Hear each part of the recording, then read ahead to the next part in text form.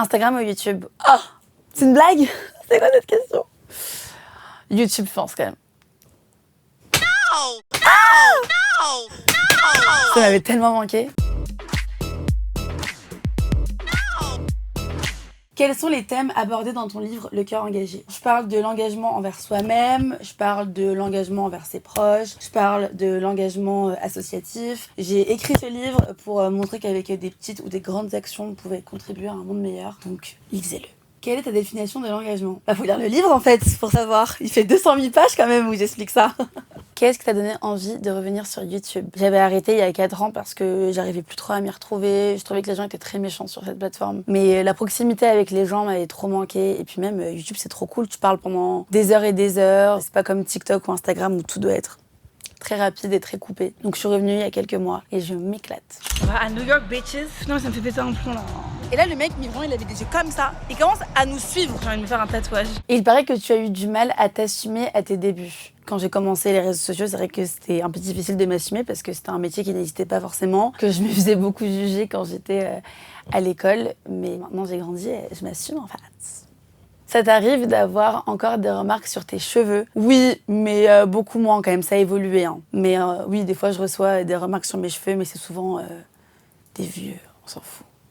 C'est quoi la différence entre un voyage solidaire et un voyage humanitaire? Un voyage humanitaire, c'est réservé aux personnes qui ont les compétences, donc en général des médecins légistes, pour des problèmes comme des guerres, la famine, des catastrophes naturelles. Donc vraiment, on peut pas trop y aller. Et un voyage solidaire, c'est vraiment une rencontre avec une culture, avec un peuple, des rencontres pour améliorer un quotidien. Tu as récemment dit que tu ne te sentais pas légitime en tant qu'actrice. Quand j'ai commencé à me lancer dans le cinéma, je recevais beaucoup de messages, et même encore aujourd'hui, en me disant mais c'est pas ton métier, t'es pas actrice, pourquoi tu fais ça? Je me suis juste rendu compte que on peut faire beaucoup de choses à la fois. On peut être créatrice de contenu, en même temps être danseuse, en même temps être actrice, en même temps être peintre. Et dans la vie, il faut pas juste s'arrêter à un seul métier. On peut faire tellement plus de choses. Donc aujourd'hui, je suis fière de dire que je suis aussi actrice. Ça a été difficile pour toi d'atteindre le milieu du cinéma. J'ai eu beaucoup de chance dû au fait que je suis créatrice de contenu. Ça m'a quand même ouvert des portes dans le cinéma. Après oui, il y a des moments où c'est un peu compliqué parce que je suis pas forcément prise au sérieux, ou forcément on va m'appeler parce que je suis connue sur Instagram et pas forcément parce qu'ils apprécient ma manière de jouer. Donc faut faire des choix. Peux-tu nous parler de ton rôle dans le film Rapide qui sortira en février 2025?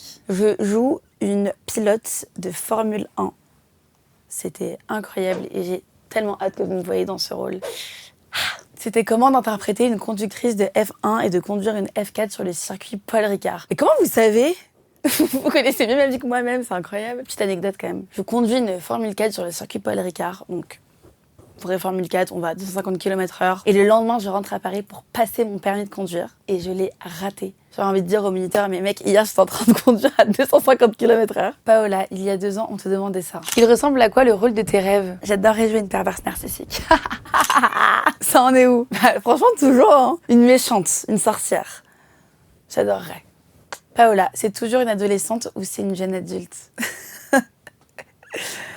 Je veux dire une jeune adulte. Ça y est, il faut grandir à la fin.